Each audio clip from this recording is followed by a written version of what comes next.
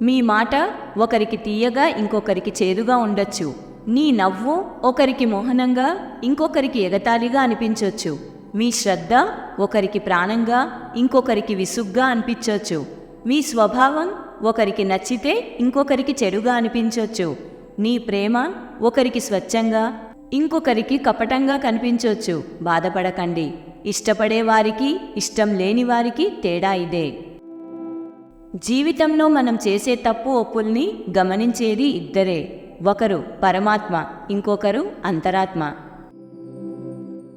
కాలం కలిసి రాకపోతే అవసరం లేని విషయాలకు కూడా మనం మాట పడాల్సి వస్తుంది. ఈ రోజుల్లో మాట కన్నా మౌనం మేలు. ఒక్కసారి కింద పడి చూడు. నిన్నెత్తడానికి ఒక చెయ్యి కూడా ముందుకు రాదు. ఓసారి పైకి ఎగిరి చూడు. లాగి దించేయడానికి 100 చేతులు ముందుకొస్తాయి. కష్టం రాకపోతే సుఖం విలువ తెలియదు. సుఖానికే అలవాటు పడితే కష్టం వచ్చినప్పుడు ఏం చెయ్యాలో తెలియదు.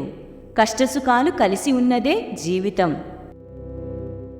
బ్రతుకంటే భోగం ఒక్కటే కాదు, త్యాగం కూడా. బ్రతుకంటే స్వార్థం ఒక్కటే కాదు, నిస్వార్థం కూడా. మానవత్వానికి మచ్చ తెచ్చే స్వార్థం ఎప్పటికీ ప్రశాంతత ఇవ్వదు. కారుణ్యం, దయ, పరోపకారం, త్యాగం ఇవే మనిషికి నిజమైన ఆభరణాలు. ఎదుటివారు ఎదుగుతుంటే అసూయపడకండి. వారిని దెబ్బతీస్తే భవిష్యత్తులో మీరు దెబ్బతినాల్సి వస్తుందని గుర్తించండి. ఎదిగేవాడికి ప్రతినిత్యం రగిలే గుణం కావాలి. ఎదిగినవాడికి అనుక్షణం ఒదిగే లక్షణం ఉండాలి. ఉదయించే సూర్యుణ్ణి ఎవడాపగలడు? కదిలే కాలాన్ని ఎవరు నిలపగలరు? మనల్ని వద్దు అని దూరం పెట్టిన వారిని ఇబ్బంది పెట్టకుండా మనం దూరంగా ఉండటమే మంచిది. ఉదయం కాదనుకోవడం నిరాశ, ఉదయించి అలాగే ఉండాలనుకోవడం దురాశ. నీ నాలుకకు చెప్పు, తనకు తెలియని విషయాన్ని నాకు తెలియదు అని చెప్పమని. తెలియకపోయినా తెలిసినట్టు రంగు పూసి చెప్పొద్దని. సురక్షితంగా ఉందామని ఓడ తీరంలోనే ఉండిపోదు. ఆటుపోట్లను ఎదుర్కొంటూ సముద్రయానం చేస్తూనే ఉంటుంది. మనిషి కూడా అలాగే ఉండాలి. రిస్కుకి భయపడి ఉన్న చోటే ఉండిపోకుండా జీవితమనే సాగరాన్ని ఈదుకుంటూ ముందుకు దూసుకుపోవాలి. కోపమున్న చోట ప్రేమ ఉంటుంది అంటారు. అలా అని ప్రేమని చూపించడం మానేసి కోపాన్ని చూపిస్తూ ఉంటే ప్రేమ చూపించే వారికి సహనం చచ్చిపోతుంది.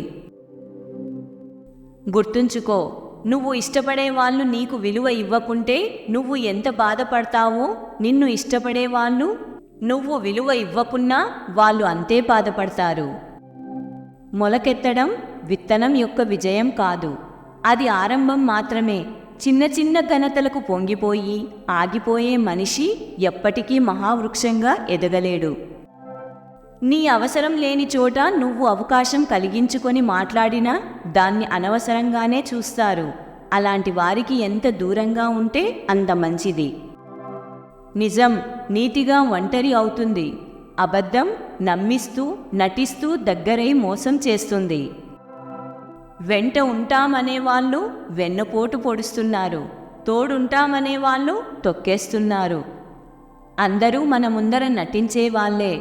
అవసరమున్నంత వరకు వేడుకుంటారు, అవసరానికి వాడుకుంటారు, అవసరం తీరిపోయాక ఆడుకుంటారు.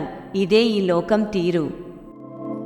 నీటిలో ఉన్నప్పుడు మొసలి ఏనుగును కూడా జయిస్తుంది, కానీ బయటకు వస్తే కుక్కను కూడా ఏమీ చెయ్యలేదు.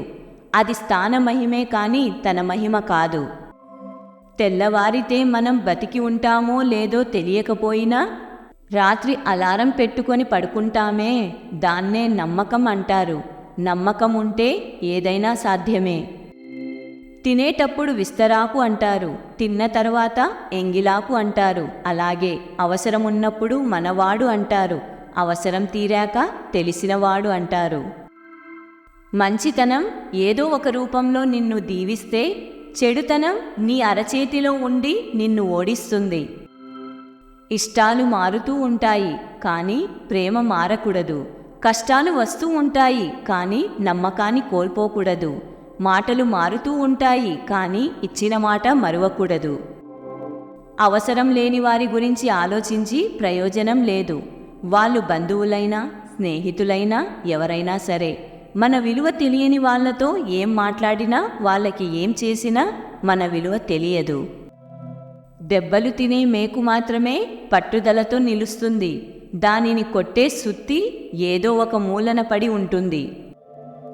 డబ్బుతో నువ్వు ఇల్లును కొనవచ్చు, కానీ కుటుంబాన్ని కాదు. డబ్బుతో నువ్వు గడియారాన్ని కొనొచ్చు, కానీ సమయాన్ని కాదు. డబ్బుతో నువ్వు పుస్తకాన్ని కొనొచ్చు, కానీ జ్ఞానాన్ని కాదు. డబ్బుతో నువ్వు పదవిని కొనవచ్చు, కానీ గౌరవాన్ని కాదు. జీవితంలో గొప్ప స్థాయికి ఎదిగేంతవరకు చెవులను మూసుకోండి. ఎదిగిన తర్వాత నోటిని మూసుకోండి. మనం ఎప్పుడూ రేపు బాగుండాలని ఈరోజు పనిచేస్తాం. తీరా రేపు వచ్చినప్పుడు ఆనందించడానికి బదులుగా మళ్ళీ రేపటి గురించి ఆలోచిస్తాం. కాబట్టి ఈ రోజును ఆనందంగా గడుపుదాం. నిర్ణయం అనేది కంట్లో పడ్డ నలుసు లాంటిది. విషయం చాలా చిన్నది కావచ్చు, కానీ దాన్ని సరిగ్గా తీసుకోగలిగితే ఏ ఇబ్బంది ఉండదు. ఏమాత్రం తేడా జరిగినా కష్టం. మనుషుల దగ్గర నిజాయితీగా ఉన్నా లేకపోయినా నీ మనస్సాక్షి దగ్గర అయినా నిజాయితీగా ఉండు. ఎందుకంటే నువ్వు ఒప్పు చేస్తే నిన్ను ప్రశంసించేది, తప్పు చేస్తే అందరికంటే ముందు నిన్ను ప్రశ్నించేది అదే. ఇప్పుడు నీకు సమయం అనుకూలంగా ఉందని ఎవరినీ చిన్నచూపు చూడకు. అదే సమయం వారికి అనుకూలిస్తే నీకు ప్రతికూలంగా మారడానికి అట్టే సమయం పట్టదు. గర్వంతో ఉండవద్దు, దేవుడి ఆశీస్సులు కోల్పోతావు. ఈర్ష్యతో ఉండవద్దు, స్నేహితులను కోల్పోతావు. కోపంతో ఉండవద్దు, నిన్ను నువ్వే కోల్పోతావు. నీకు ఇష్టం వచ్చినట్లు జీవించే హక్కు నీకు ఎలా ఉందో, ఆ ఇష్టం వలన వేరొకరు బాధపడకుండా చూసుకునే బాధ్యత కూడా నీ మీదే ఉంది.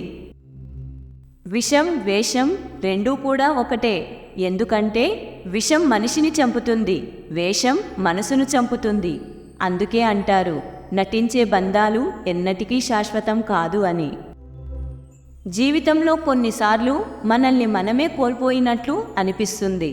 ఎందుకిలా అయిపోయావు అని నీ మనసే నిన్ను ప్రశ్నిస్తుంది. నీ మెదడు నిండా చాలా ఆలోచనలతో నిండిపోతుంది. జీవితం మనల్ని మార్చేసింది కదా అని మనకే అనిపిస్తుంది. నిన్ను ఎలాగైనా మార్చాలని చూసే ప్రపంచంలో నువ్వుగా ఉండగలగడం గొప్ప విజయం. మనిషిని నడిపించేది నమ్మకం. ఆ నమ్మకం నీకు లేనప్పుడు నీతో ఎవరు ఉండరు. గాలి ఎటు వీచినా సముద్రంలోని అలలు మాత్రం తీరం వైపే వస్తాయి. నీ గురించి ఎవరెన్ని చెప్పినా నువ్వేంటో తెలిసిన వాళ్ళు మాత్రం నిన్ను వదలక చివరి వరకు నీతోనే ఉంటారు. కష్టాలలో చెయ్యి వదిలిన వాడిని, కష్టాలలో చెయ్యి అందించిన వాడిని జీవితంలో ఇద్దరినీ మరవకు.